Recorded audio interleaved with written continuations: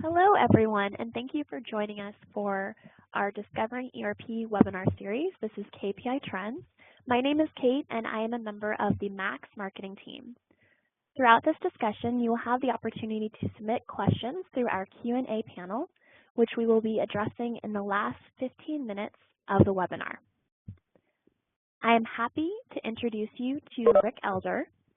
He is an expert with 25 years experience in the manufacturing industry, who's formerly with Micro Manufacturing Systems, and he recently joined the Max team as the Director of Professional Services. In addition, he is also an APICS Certified Associate Instructor for the CPIM certification program. All right, Rick, it's all you. Thank you, Kate, and welcome everybody to this afternoon session. I'm in Eastern Tennessee, so it is afternoon over here. Pareto's rule of 80-20 states that 80% of one variable, i.e. land, makes up 20% of another, or landowners. Little did he know that that rule applies to many parts of the world in life and has for generations. Mastering 80% of an ERP implementation will provide a stable business platform to operate your business and generate some return on investment as well, if you do it correctly. The final 20% is where it gets really hard, but pays the biggest dividends. This presentation this afternoon will deal with how to get that extra 20%. And let me share a secret with you. It's called an ERP system, with the keyword meaning system. This presentation will present a higher way of thinking about your system and provide clues for how to get to that last 20%. To do so, we're going to discuss some trends in KPIs, and then we're going to briefly discuss 16 KPIs that every operations manager should be focused on. We will then summarize and open the floor for questions and answers at the end.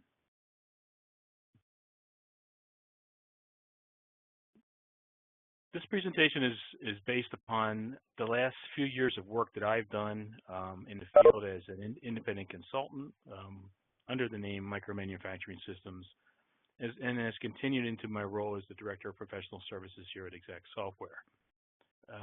In the introduction to this particular webinar was an ebook called Making ERP Operational, and I hope you guys all got a copy of that when you registered for this webinar. It was in the links.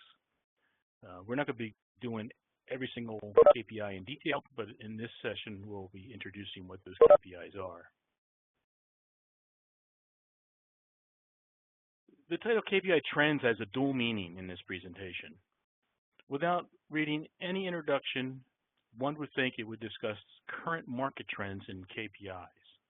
And it does. These are current things in our Max world. It also discusses why KPI reports should show trends. Trending is a way to tell if you're improving or not. And I'll be honest with you, all through the years, in my experience with Exact Max, we have not had a good way of showing trends. For example, on-hand inventory. I can run a report and get my on-hand inventory as it is today, but what was it at the end of last month, or what was it at the end of March? Can't do that. It does not take very long for humans to mess up a perfectly good system. And that's an actual quote from an actual Max user. And I love it. And I'll probably just keep that in my back pocket forever. ERP is application software. It does not make business decisions. Humans make business decisions.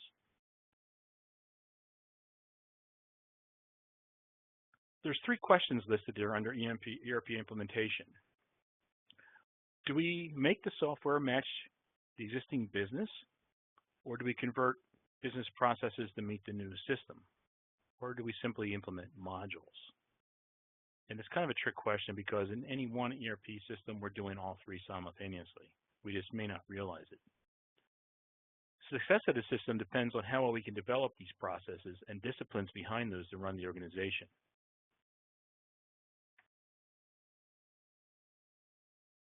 One thing that I learned early on in my career in college was that business is a series of natural conflicts.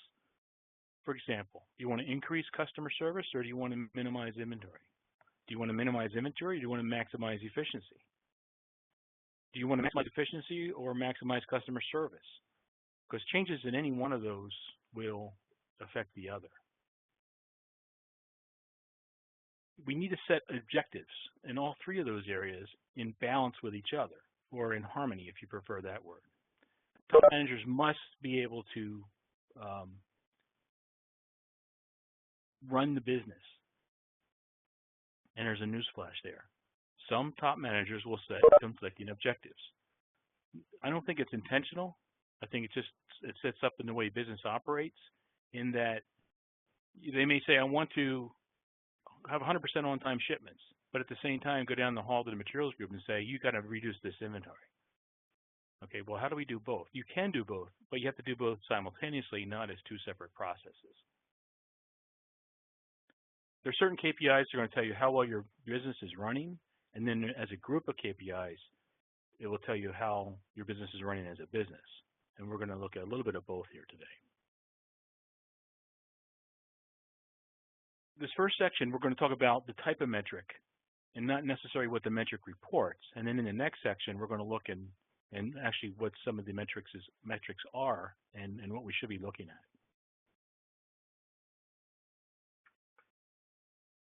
The performance measures that we choose must encourage the humans to take the right action and solve the right problems. So you have to be careful which KPIs you choose to install. And in that sense, think of these 16 as a set of KPIs to be installed simultaneously. Now, there's 4 types of metrics involved in this type of, or in this package of 16 KPIs. And we're going to go through what those 4 are. The first are current values, which I mentioned briefly. Current values are a necessity. They tell us where we are right now. In terms of the KPIs we're interested in here, a lot of the current values start with pie charts, because pie charts are a really good way of explaining the makeup of the metric. For example, the pie chart up in the top corner there, that could be the makeup of our current inventory in terms of raw material, semi-finished goods, and finished goods. It could be the current value of WIP. It could be safety stock as a percentage of inventory. It could be our ABC classifications, either actual or recommended. There's all different things you can show in a current value pie chart. Next, we have trends, and the trends is the key word here. Notice that at the bottom of the slide, it says KPI trends. Every one of these 16 KPIs, with the exception of 2, has a trend component. And that trend component tells you how those KPIs are changing over time. For example, the illustration down in the bottom right corner there, it shows 3 lines, a red, a green, and a yellow. That's actually our projected inventory metric, where red is the supply line, green is the demand, and yellow is the on-hand inventory values. And if just by looking at the yellow, you can see that over time, that's a decreasing line, which means our production plan is driving our inventory down. And we're going to talk more about what that is in a minute. But you can see how the trends show the values over time. We already mentioned Vilfredo Pareto and his laws, but Pareto analysis is also a very nice way of showing data. In this situation here, we have an on-time delivery ranking of our suppliers. And you can see, if you go way down in the bottom here, the vendor that we're looking at is 23 of 35, meaning there's some improvements to make for that supplier. So Pareto analysis is a very nice way of stratifying data so we can concentrate on the most significant, or in this case, make the point of how much improvement is required. And then finally, we have data analysis. Now, data analysis fundamentally are pivot tables. And pivot tables are the most effective way of seeing data from different viewpoints. One good pivot table can replace several former crystal reports.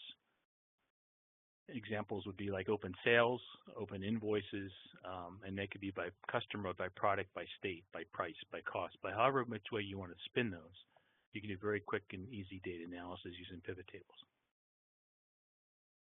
All metrics that we're going to be using should support drill down. That's something that you should put in your existing reports, so that one process will get you from a very high level or very aggregate level down to detailed values. And also, they need to be appropriate for your manufacturing environment. For example, if you're a make-to-stock company, or you have a product line that is make-to-stock, which may be the more case, like a spare parts inventory, you're going to be concentrating on the inventory value or finished goods inventory as a whole. On the other side, if you're make-to-order, finished goods inventory probably doesn't mean a whole lot to you, because your items should show up in stock only long enough to ship them right back out again. In make-to-order, your backlog is going to be your most important metric. So again, you want to make sure you choose the right metrics and put the right emphasis on the metrics based on your environment. Now, in this Fundamental 16 package, we have both, because we're trying to make this applicable to as many Max companies as we can. So the Fundamental 16, these are metrics every operation manager should be focused on. The first group we're going to look at are measures related to the supply chain, and then the last group we're going to look at measures related to sales.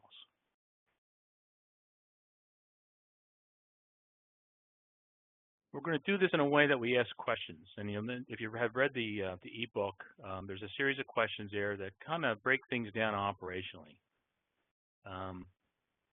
Before we get into what those questions are, just keep in mind that inventory is our most significant asset in most places, and inventory is the result of everything else that occurs in your planning and execution systems. The better you are with planning and execution, the less inventory you'll have around. So with that as a prelude, where is your production plan taking you? There's a metric called projected inventory analysis, which is basically a series of cash flows that you can take month by month and use a 4 walls test to calculate what your ending inventory will be. The 4 walls test simply says take your beginning inventory, subtract off all your expected demand, and add on all your expected supply. That gives you your ending inventory for that period of time. And you saw on that previous slide what that little graph could look like. Projected inventory analysis is it's a valuable tool for those who have a fairly long planning horizon. It'll show you exactly where your ERP system is taking you. For those that don't have such a long horizon, it's helpful, but it's not earth-shattering. For example, there's some companies who have a master schedule or a forecast that goes out 6 months to a year. And at that length, you can really see how inventory is going to change based upon your max plans. And what's really neat is that you can change your max plans by updating order policies and min-max small information. You can change your safety stocks, and then you can run these metrics and see how they changed, even if you did that in a parallel database, so you're not messing with your real plan. What that helps you do is it helps you assess, is inventory really going to go down like your materials manager tells you it is? How do you know when your employees say, oh yeah, we're going to reduce inventory by 20% in the next 6 months? That max is actually driving you in that direction. We don't. Expanding your system visibility should be a primary objective. And the definition of visibility is your cumulative manufacturing lead time plus 1 day. If you've got 1 day past your cumulative manufacturing lead time, then you have 1 day of visibility. And your goal should be to maximize the visibility that you have on your system, within reason. So where's your production plan taking you? Next, what parts are really driving your inventory? And here we go back to Pareto's law, and we do an analysis called ABC analysis, which is a stratification technique to which parts are identified to be the most or least significant with respect to cost of goods sold and inventory values. And we do that based upon extended costs. So how many were issued and shipped in the last period of time, typically a year, times its current standard cost, and then sorted descending values. So the part with the highest extended cost for that period of time becomes your most significant part.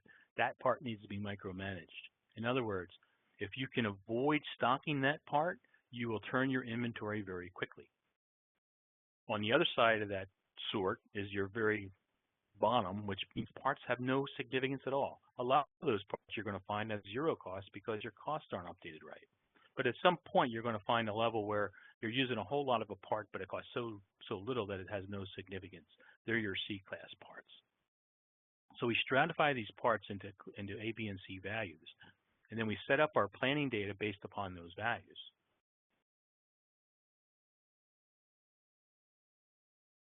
What this particular metric does is it will show you your existing breakdown in terms of a pie chart, the way this graph is showing you here. And if you flip the page, it gives you our recommendations for how much A, B, and C you really should have. Because we find in the field that most companies do not set ABC class codes properly. They're doing it on unit costs, they're doing it based upon some other assessment, and it's not as powerful as if you do it the way APICS recommends. If I haven't said it yet, all of 16 of these KPIs are based on solid, proven APICS fundamentals. Next, we have how much inventory should we have? We should be able to answer that. If I'm a $10 million company in the electronics industry, I should be able to know what my total inventory should be. And total inventory is stockroom inventory plus work in process. And stockroom inventory would include an element of finished goods, should you have any. So how much inventory am I allowed to have is based upon how much sales you have. Because how much sales you have less your profit margin gives you cost of goods sold. Your your cost of goods sold divided by your average inventory gives you then how many turns you have. And number of turns is a metric of how efficient your inventory actually is. The higher the turns, the better. So you could actually calculate a ballpark just by saying I want 10 inventory turns and establish an inventory budget. From there, you have to decide how much is going to be in work in process, how much of that's going to be in stockroom inventory. And inside of stockroom inventory, how much of that's going to be finished goods, how much of that's going to be spares, how much is that going to be raw material. So you can budget all that out. Now, I know budget's a scary word because it sounds like we're accounting. But you know what? As operations or materials managers, we are cost accountants to some extent. And without establishing those budgets, we don't know how good we're doing against the budget. So when somebody says, well, how are we doing on inventory? Hey, we're doing fine. We got it. Well, do we have enough? Do we not have enough? And the funny thing about inventory is that when you talk to owners or senior managers in some cases, what really, really perplexes them is that they have a lot of inventory on hand to the point their turns are very low, but at the same time, they have chronic shortages. They can't get anything done because they're constantly waiting for parts. And it just drives them crazy how that can happen. How can we have so much inventory and not have the right inventory? And it's all about the ERP system and how you're running it. Finally, what's the current state of your inventory? And notice there's a lot of metrics here, and quite frankly, you guys are probably doing a lot of these metrics already because it is common, standard, acceptable KPIs. So what is the current state? What you're going to find out is when we start using a system of metrics, you're going to find a whole lot of garbage in inventory. And that garbage is going to start with establishing accurate planning policies. And by that I mean, do you have the right order policies? Are your order qualifiers like min-max and mults set properly? Are your lead times correct? How much safety stock is in there? And then as we said earlier, we have to micromanage those that are significant contributors, the A parts, the B parts. And we're going to do that using extended standard cost, again, just to bring that point out. We don't use unit cost, we use extended standard cost, at least as the beginning of a quantitative analysis. Monitoring what's in the stockroom and what's in WIP inventory, and very often we need to drain the swamp. And by that I mean we have to cut work in process. Work in process gets to be a mess because orders get put out there, they get partialed, they get priorities changed, they get put to the side, they start collecting a lot of dust. So these four analyses here are going to help us make those assessment of what our current state is. And the on-hand inventory analysis is just that. You can run a stock cost report or an inventory value report and get a current inventory by stockroom or however you've got those set up in your system. This one takes a little bit different viewpoint in that it breaks it down to raw material, semi-finished goods, and finished goods, more of an aggregate approach to establishing budgets. The same is true for safety stock analysis. If we're using safety stocks in our inventory, that's kind of like a fixed cost, and you're never going to reduce your inventory any lower than your safety stocks. So we look at the safety stock and as a percentage of total inventory, so we can establish a safety stock budget. And at the same time, we always track the planned value of safety stock and the actual value of safety stock, and that can be done with a quick metric. And then WIP. WIP is basically looking at how much is on the floor and how long it's been there. And aging your work orders is probably one of the best things you can do. If you don't have that, that's a quick and dirty change you can make to the end of period WIP report. Just put a column out there, subtract today's date from the date that order was created, and take a look at what you're seeing as a result of that with respect to the lead times. Because if your lead time is 15 days for that order to flow through WIP and it's been out there 45, something's wrong. Either you're releasing things too early, or people aren't getting working on the right priorities, or there's something going on and you need to drain your swamp. Finally, we need to take a look at what we call OSA analysis, which is obsolete, surplus, and active. In a perfect world, the only inventory you would have would be active inventory, meaning you have what you need to do the job as of today. In the next to the perfect world, we'd have active and a little bit of surplus, because we do buy a little bit ahead on some things because we don't want it to be coming in every single day. But then some of that surplus becomes obsolete, which means all the requirements go away. And obsolete is usually got a time period, like 1 or 2 years. We haven't issued it or shipped it within that time period. And that's what makes it obsolete. The fact that we haven't used it and the fact that there's no future requirements is obsolete. The fact that we have it, but what we have is more than what we need going forward, makes it surplus. And then there's active, where we have what we need for the next period of time and everything is good. So we need to be able to separate our inventory down into those. And obsolete inventory is kind of like safety stock, in that it's going to be there forever unless you take disposition efforts. So we need to identify the obsolete. We need to tag it. If we can, we need to separate it so we're not tripping over it, and we need to dispose of it. And dispose of it means return it to where it came from. It means selling it on eBay. It means scrapping it. It means whatever we have to do to get it out of our inventory. Because if it's obsolete, then it's really not going to be used unless something changes in your market. So just in the discussion of this one slide right here, slide number 13, how many different subsystems have we mentioned in your ERP system? Here's a few that I came up with. Planning. How are we planning? What's our lead times? And whenever we talk about lead times, especially cumulative lead times, we imply a bill of material structure. So now we got engineering involved. How are our structures? Data responsibility and part strategies.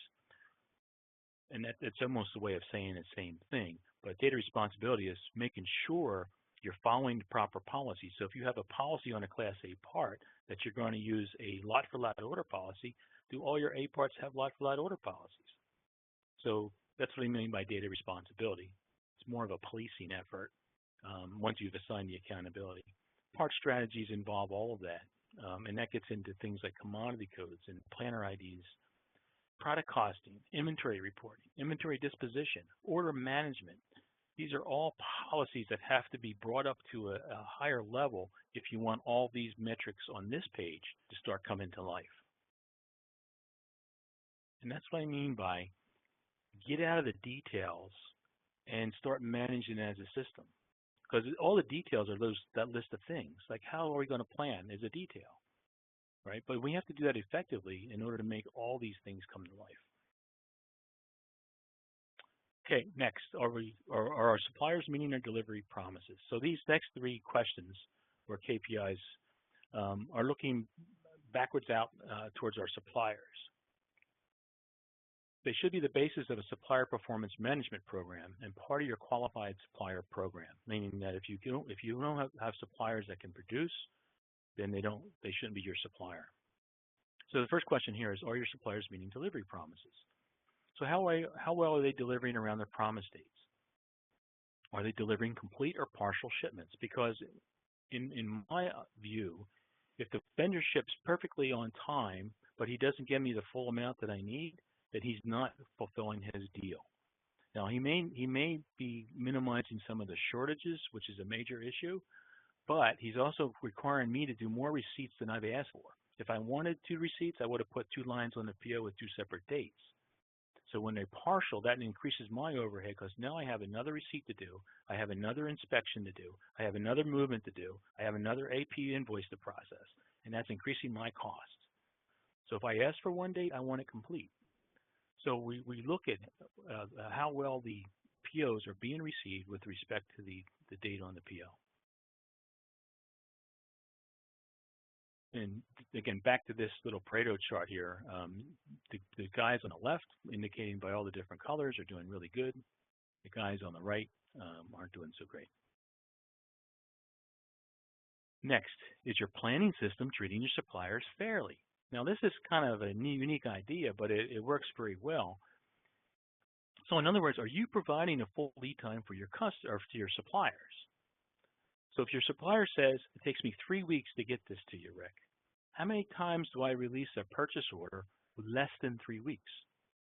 How many times do I release a purchase order greater than 3 weeks?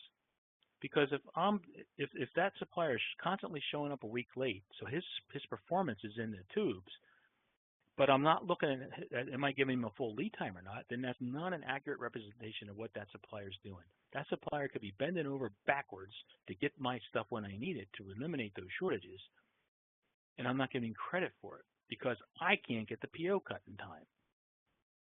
So this metric is critically important in that, are we providing the suppliers a full lead time that they requested? And how often is that? And then finally, are costs being maintained? Now this is a touchy topic because of the different way we have costing in MAX. MAX traditionally is a standard cost system where we set a frozen standard, and in that sense, the PPV is a traditional PPV. But we also have a cost method of average or last in that we can set, and as we move more towards last in, then the PPV definition changes slightly. Don't worry about that at this point. It can be done. It's just a slight adjustment to the actual calculation. It still requires you to set an expected cost. If you're a last-in user and you want to know what a PPV is, that means you have to set an expected cost somewhere, typically in a cost set, and measure against that. But the principles can be done. The other thing I want to warn you here too is that in order for this metric to work, you really need to be electronically integrated to your accounting system, because you want to be able to voucher in MAX and post that voucher, because that's what actually generates the variance transaction. So PPV is a transaction that gets logged in the transaction history table of MAX, but in order to do that, you have to be vouchering in MAX. Now, if you're not electronically integrated, it doesn't make sense to voucher in both places. But in today's day and age, there's absolutely no reason in the world that's acceptable why you're not electronically integrated. So if you're not, you need to get that on the top of your list to get that integration turned on, because that's going to save you overhead on the accounting side, as well as bring some of these other metrics to life.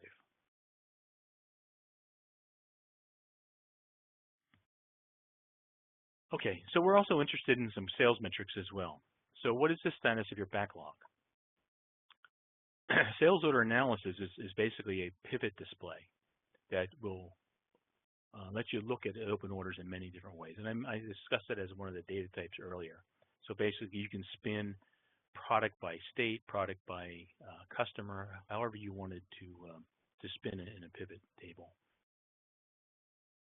Aged order analysis is basically a way to visualize your backlog and identify orders that have been sitting too long. And that's kind of an example of what this little graphic is here. That high bar in the middle is actually 16 to 30 days.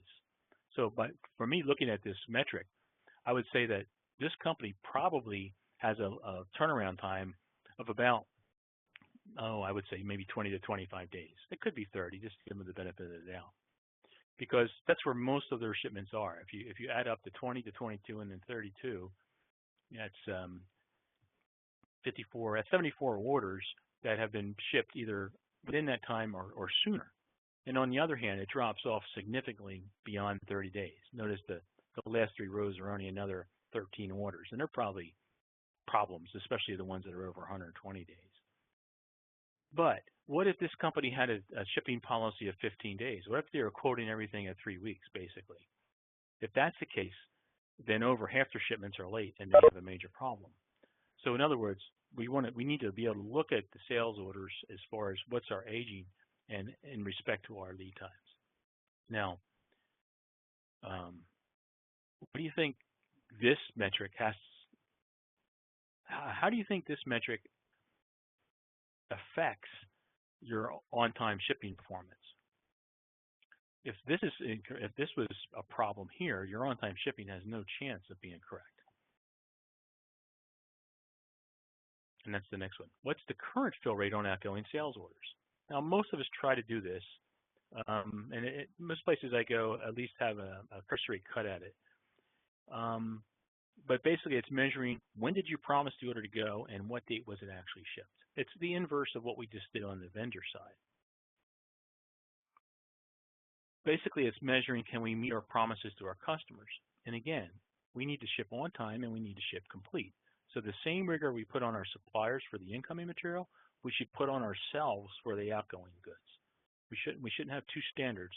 We should, do it and do it right on both ends. The biggest problem I have with shipping performance in the field is what date do we promise? What date do we use in Max for the promise date? And second, and that should always be the current due date, by the way. Second, I hear I can't change that due date because then we won't be able to measure that. And quite frankly, that's BS.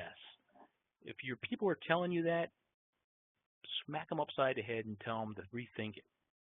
Because there is a customer due date that could be used to reflect when the customer wants it.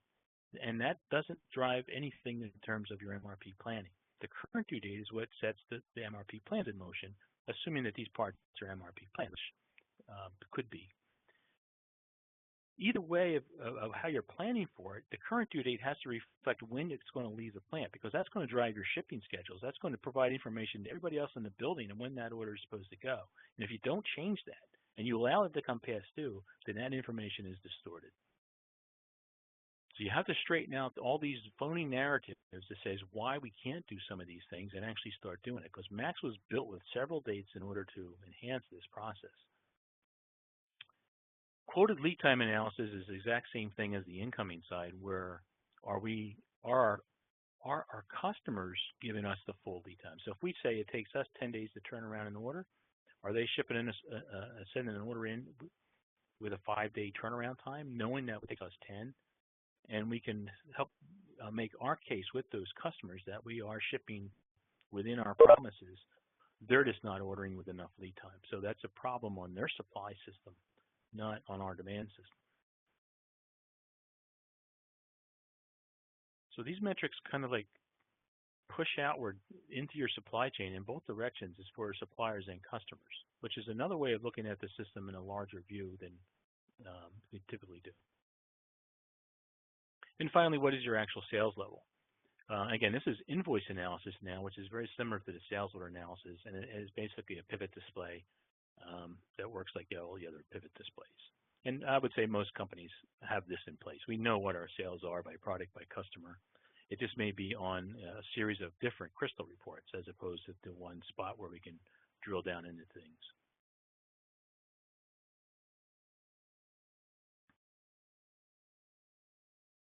And finally, where are we making money and where are we giving things away? And that's a really important thing to know when you're a business owner. And profit analysis is a Pareto chart. It's actually a Pareto report that lists all the sales we had for a period of time by margin. So you can see that, which customers are your biggest margin customers, and so on. As you mentioned, some of these metrics are probably already in place in most of your organizations. The question is, are they generated from MACs? Reporting directly from the system allows the system to be cleaned up as opposed to the humans deciding what to include and what not to include in the report. So what that means is that we want to be able to press the button, get the data from MACs, print it, put it right on the bulletin board in the company hallway where everybody can see it. We don't want to run a series of reports, hand key that data back into Excel, then formulate the chart, and then hang it on the bulletin board. But as soon as we run a report and then hand key it, the humans can intervene. And like the quote said, humans can mess up a perfectly good ERP system because they can say, oh, well, that's an exception. I'm not going to include that in that metric. Oh, no, I can't. That number looks better this way. It takes all that out if you just press the button and get it right from the system. And I say print it out and hang it on your bulletin board. There are some companies who have monitors out there to where it's displayed on a monitor, which is kind of cool stuff. Okay, so very quickly we went through those KPIs. This summarized here. So the 16 metrics that we just went over are grounded in solid APICS fundamentals. These are right from the APICS body of knowledge. They're tried, they're proven. Many of these I used in operations, either as an operations manager or as a consultant with a client. And I've had a couple gigs in over my years of being a consultant where I worked with a company for 3 or 4 years at a stretch. So when you're in a company that long and working with their people and their data, you get the ability to implement some of these things. So they are tried and they are proven. And the warning is don't cherry pick. I mean, if you're just getting started, it's okay to take this one and that one. These are all things you should do, and you can't, or you may not be able to do all of them simultaneously. But they really, really add value as a group, not as individual metrics. So this slide here reminds us of what ERP stands for. The E in ERP really is enterprise resource planning, but the E in ERP is really for everyone, right? We have to solve the conflict between the departments, and one way we can do that is to set objectives that cross all departments, and as a team work on all those objectives. So we're not inside it, each one trying to do something differently that's going to conflict with the other. We're putting it as a team and working together. So E is for everyone. The R is for maximizing resource efficiency, reducing overhead. If it's not the #1 reason why you purchased a system, it should be. You want to be able to produce more with less, and you want to postpone that next new hire. And actually, it's a planning system, people. Planning is an attempt to predict a future time period for at least as long as you can with manufacturing lead time. And the better you can do that, the better all these metrics will be. A major reason why we struggle and a major reason why we have shortages is because we fail to cover our cumulative lead times. So we have two choices. Either we extend our planning to cover the lead times, or we reduce our lead times. Now that means restructuring the factory, reorganizing bill of materials, re-entering part data. It's all of those things, because it's the bill of material that's driving your lead time fundamentally, and that bill of material has to reflect how it flows through your plant. So if you have a bill of material problem because your lead times are too long, chances are your plant's not organized correctly. So you need to start with the facility and reorganize your floor, set up the bill of materials to match that, and then go into the part master and put in the proper data so that your cumulative lead times then are reflected of what they really are. So that's a bigger term issue. But it is a planning system, and if you can't do all those things to reduce your lead time, then you have to extend your horizon to cover it, or you're failing in a planning role. So how are your humans using the system? Getting to that last 20% is an exercise in how to recognize and identify gaps in your internal supply chain processes.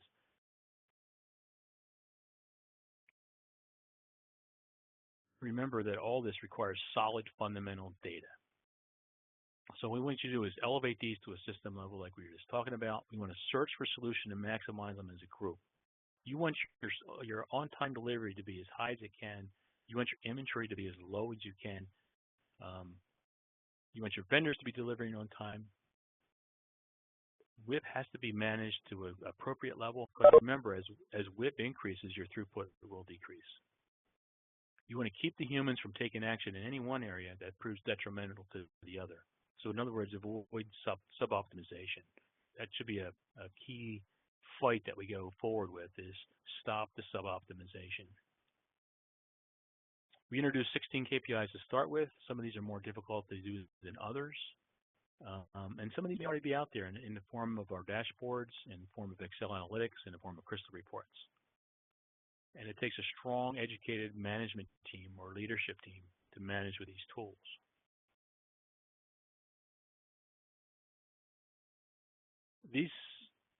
The right set of KPIs are going to work with you no matter how good your organization is operating. If you're running very poorly right now, putting these in are going to reflect, hey, you're running very poorly. But it's also going to give you all the data it needs to help correct that. If you're running very well, it's going to show you, hey, you're running very well.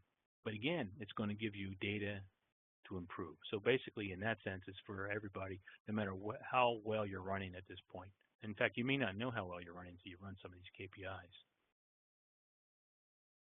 Some of the complaints I receive about my consultants is that they're good for installing Max out of the box, but not so good once Max is running. These tools are for them as well, because if they don't know how to run a business from a consolidated effort or a cross-departmental effort, this will help them do that. Going forward, we have another webinar on these 16 KPIs where I'll actually show you how they work in operation. We'll actually run through some product demonstrations on how the drill down works and how they look, and we can get into more details on some of those metrics during that. So that's KPI Trends, the product that's coming out. Also, there's a couple of other future webinars I'd like to mention. One is one called Solving Departmental Issues Using the Triad. The Triad is a triangular shaped graphic that has customer service on one side, inventory on the other, and at the base productivity. And again, we want to keep that as an equilateral triangle, equal sides, equal angles, and maximize or meet the goals of each one of those, which would be maximized for both customer service and productivity, and minimize in the terms of inventory. And in that webinar, we're also going to discuss the minimization of cost and the maximization of quality and accuracy. So there's lots of things that go on there all simultaneously. And it's an interesting way of seeing cross-functional conflict. Also, there's a seminar coming up on manufacturing environments, which is really part 2 for those who attended the Manufacturing Control Systems webinar, which we held a couple weeks ago. And that webinar, by the way, is on YouTube. There's a link there you can jot down real quick, or just go out to YouTube and look for Exact Max, and you'll find it if you haven't seen that webinar. So with that, that's all I've got. I'll pass it back to Kate. She can open up the floor for questions and answers, and we can fill the rest of the time doing that. I thank you for listening, and let me know what's on your mind. Thank you so much, Rick. That was great. So we're just going to take a moment to give people a chance to submit their questions. Again, we have a Q&A panel at the bottom of the screen. If you could submit any questions that you have about the presentation, or maybe how this might relate to your business, or any specific questions, we would be happy to address them.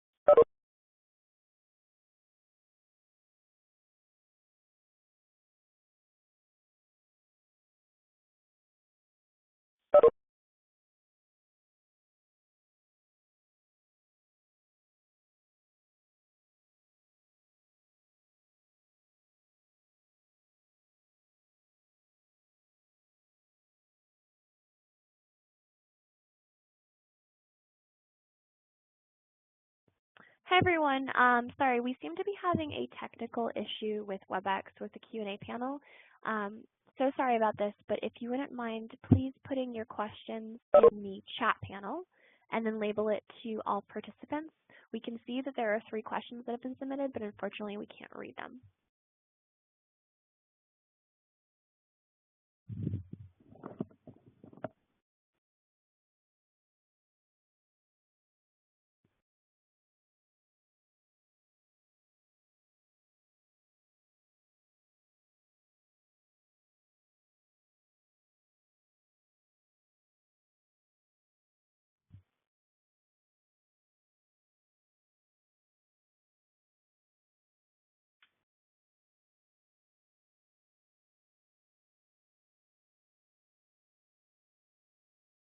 Okay, I'm not even able to see the chat questions. Are you seeing them?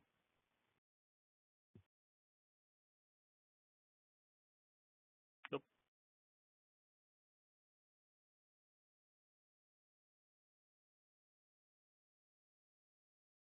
Okay, I do see the chat panel now. Sorry, I got working here. Number 1, are there existing reports that we can download for running max KPI or data KPI queries? Right now, we have a whole bunch of different reports available. There's dashboard reports, which are a sellable product. There's Excel Analytics, which is also for sale. We're in the process of taking the Crystal reports that were on my personal website as an independent contractor and moving them into Exact. So right now, we're kind of in a haphazard format. So I'm going to say probably not. The best thing to do is talk to your project manager if you're in implementation phase, or talk to your consultant and see what they've got available, because we have stuff in pieces everywhere. We just don't have it organized as a group. But that is a project we have going forward.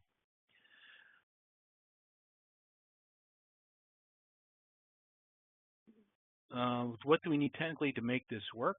SSRS, Crystal, anything else? The 16 KPIs you have that we've covered today, you can actually write in a lot of different programs. In order to do the drill down effectively, SSRS seems to be the way to go, and SSRS seems to be the future reporting mechanism for Max as we move forward. So I would advise you to look there. If you have to learn anything in order to do this, that would be the package to learn. If you are experienced with Crystal, like many of us are, some of these can be done in Crystal. On-time performance for shipments, vendor performance, and then the current status reports, like work in process and things like that, I have available in Crystal that used to be on my website. If you need some of those reports, contact me directly, and I can send some of those to you. SSRS runs on a report server, which is usually set up with your SQL Server. So we find many clients already have SSRS and they just don't know it. Do you recommend consulting time go with the KPI product? It all depends on where you're at and how much you need to improve and how fast you want to improve. As a director of professional services, the obvious answer is yes, by consulting time. But it all depends on how much you know about your system. If you start looking at these metrics and can figure out what you need to do, by all means, take a stab at it with your current management team. And then if you need help, please come to us. As I mentioned, that this is a tool for our consultants as well. And once we get this product up running and released, we will have some internal training and dialogue to how to maximize these as a group. Because right now I feel that we're lacking in that area. And that's something we need to improve for both of our sake.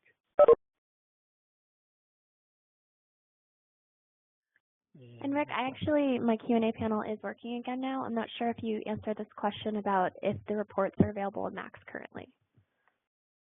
No, the KPIs, as I was speaking through this webinar, and some of the displays I would show you, they're actually screenshots from SSRS. These are actually SQL Server based reports.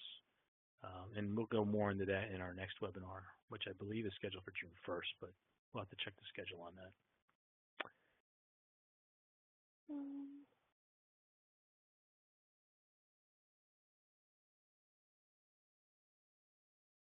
if anybody needs information about that product ahead of time, just feel free to contact me directly, and we can discuss those as far as what metrics you're looking for and how fast you need them.